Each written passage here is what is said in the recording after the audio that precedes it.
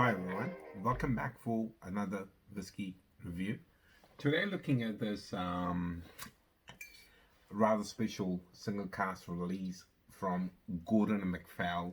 Now if you're not familiar with Gordon MacPhail, they are an independent bottler.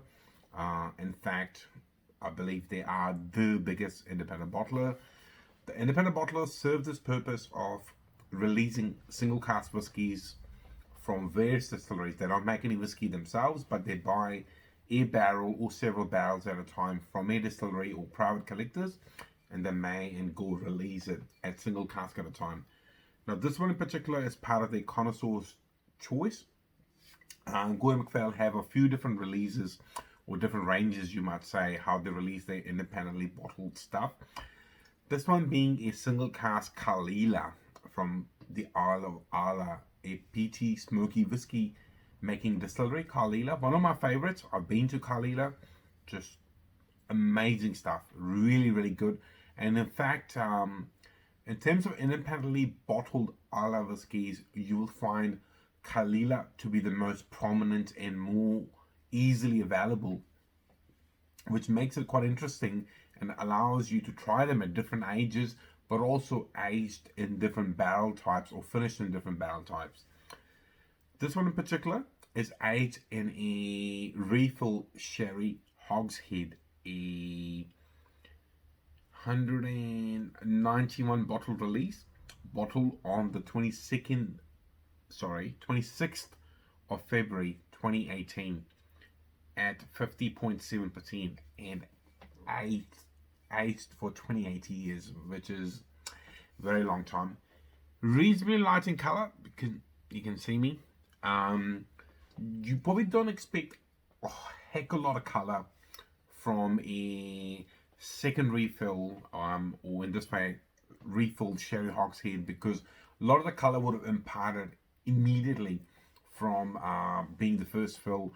And quite often what you'll find is a lot of the distilleries, again, it's my thoughts, they will age a whiskey initially for a shorter period of time, maybe 8 to 10 years, get a lot of the color, a lot of that upfront flavor out of the barrel, and then they'll put it down for a very long, deep sleep during the second aging, which what they've done here. 28 years, a long time.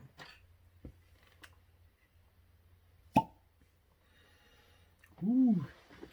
Now it's going to be quite interesting because directly before this, I have reviewed 6 Glendronach single casks, all sherry cask, single sherry cask age, but all unpeated. Where this one is peated. I mean, Caol is not heavily peated, very tolerable. Some people might not enjoy it, but it'd be interesting to see what a very long aging has done to the peat or the smoke levels of this Caol. The citrus is there straight away, which is interesting. But honey, cherries, there's gentle smoke lingering in the background. Wow. Cherries again. There's not a heavy sherry influence as such, but definitely the smoke is there in the background. And the citrus is there. Wow, really good. Now 50.7% is not exactly high. It is high for some people. Are used to drinking 40% ABV watered down, but it's not jumping up on the nose. It's not sort of annoying me in any way. Some people associate, which I find a bit annoying, they associate the smoky, peaty character with alcohol vapors. They're completely different things. This whiskey is peaty on the nose. It is jumping up. But in terms of alcohol vapors, you don't feel them at all, even at that 50.7% ABV. It's almost like a switch has gone, and the citrus character has been replaced by more of the peaty character. Wow. Right, let's have a sip.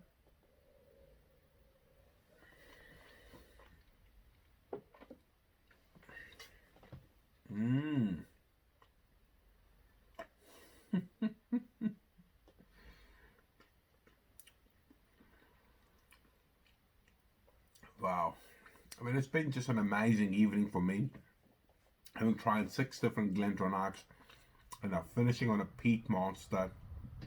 It's very smoky, almost overpowering the palate, allowing just a little bit of sweetness to come forward.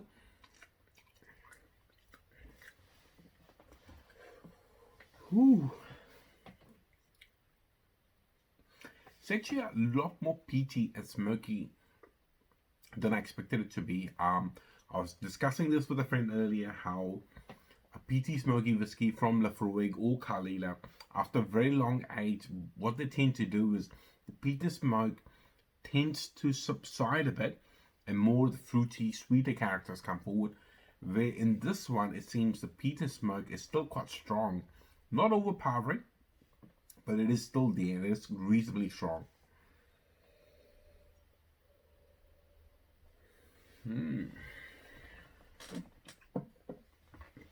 Right, let's see some of the notes on here. They reckon sweet cherry and vanilla on the nose. Peppery. Yeah, actually I'm getting a bit of pepper on the palate. With summer berries, yep, and Seville orange peel flavors, which develop into lingering peat smoke finish. Yeah, that peat and smoke was quite good. It's kind of a weird feeling. It's like a cherry, ripe plum kind of character. Initially it was citrus on the nose, now you got cherries and ripe plum on the palate, and the smoke is just lingering.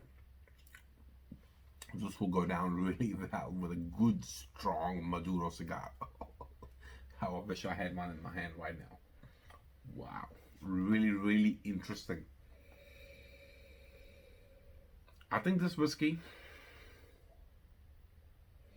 will surprise most people. In terms of depth, I haven't tried a heck a lot of other long aged peaty whiskies where there's a distinct lack of them, well, at a reasonable price as well, that we could get.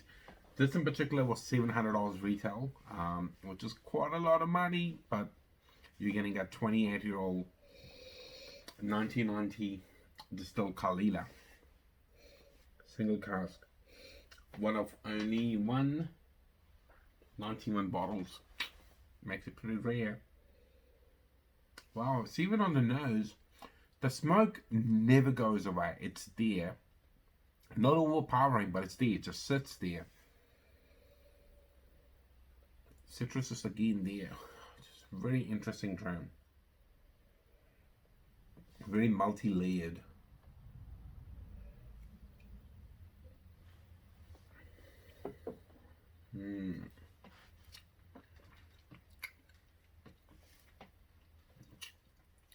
Wow. Now I'm sitting here thinking what I would liken to, and the answer would be nothing. Because I'm trying to think back to what other peaty long aged whiskies I've had. I've had some Bruichladdich, but they were unpeated. I've had a few Beaumonts, up to the sort of 28 years old, but they're lightly peated, where this is sort of around that 40 ppm, 45 ppm. And I can't get over the fact how much of that peaty smoky character is coming through despite the age, which is just gorgeous. I love it. I love a good peaty smoky whiskey. Very, very nice. Very interesting, and I'm glad I got to try it.